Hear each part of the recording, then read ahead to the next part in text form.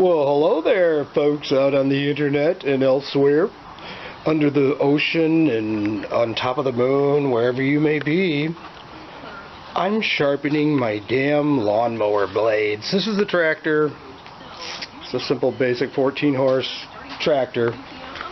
And Dremel tool, stone wheels, and the blade. Here's the blade, folks.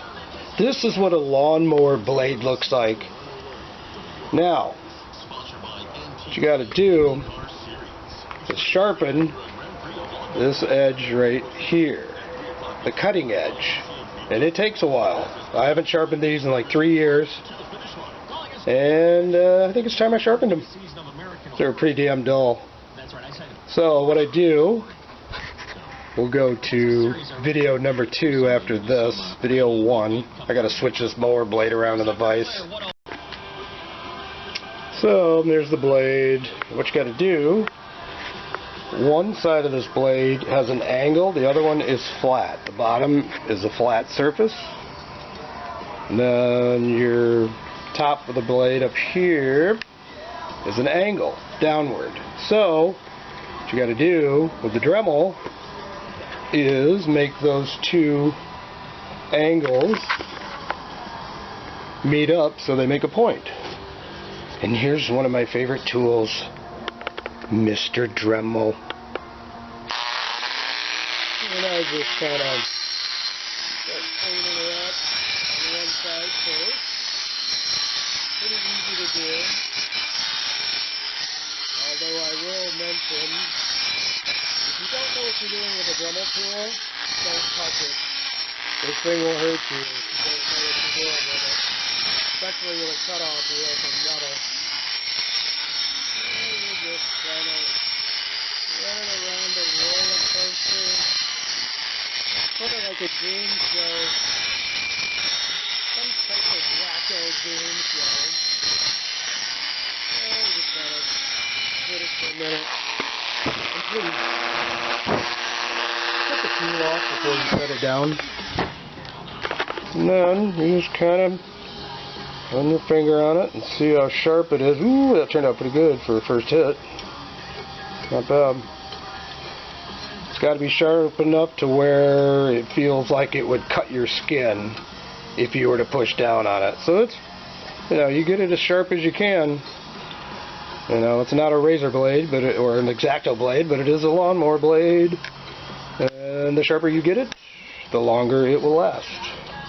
Or cut better. It won't rip the grass, which is not good for the grass because it invites diseases and all kinds of weird shit to your lawn.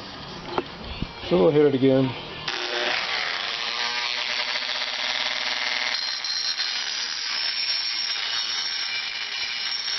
Don't have to apply a lot of pressure, just let your Dremel wheel do the work.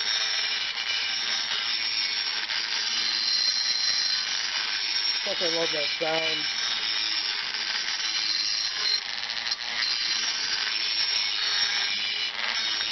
You do that a few times, and then you flip the tool over, and you do the back side. Keep going back and forth, you get a nice sharp edge. See how this one did. Sharp right there, then it dulls right there, and then it gets sharp again. So it's always in this radius right here. It takes longer to get this radius sharper than the end or the inside of the blade. Why? I don't know. I would have to consult my local geophysicist. Of